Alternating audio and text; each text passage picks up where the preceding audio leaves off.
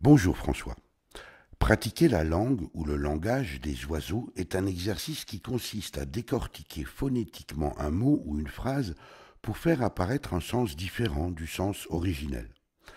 Alchimie pour les uns, héritage des bâtisseurs de cathédrales leur permettant d'échanger entre initiés des savoirs réservés pour d'autres, ou encore expression de l'inconscient pour le psychanalyste Jacques Lacan, il est toujours plaisant, à défaut d'y trouver un intérêt sérieux, de passer les mots à la moulinette de cette langue singulière.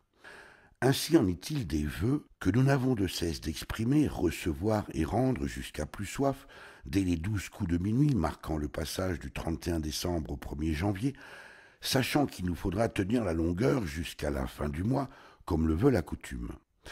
Si je vous présente à toutes et à tous mes meilleurs vœux pour une belle et heureuse année 2016, ce qu'au reste je suis précisément en train de faire, nul doute que vous recevrez les dits vœux orthographiés V-E dans l'eau, UX.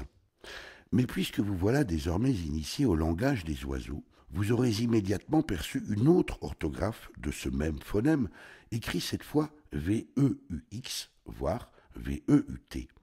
Du coup, ce que je veux, du verbe vouloir, n'est pas très éloigné de l'étymologie des vœux que je vous présente, qui, eux, dérivent du latin votum signifiant promesse, de celle que l'on se fait à soi-même au sens du souhait et du désir. Les vœux de bonne année sont ainsi des souhaits que je vous présente, de bonnes choses que je vous souhaite à vous, comme la santé, la prospérité. En langage des oiseaux, l'on comprend que les vœux que l'on exprime, on les veut aussi pour soi.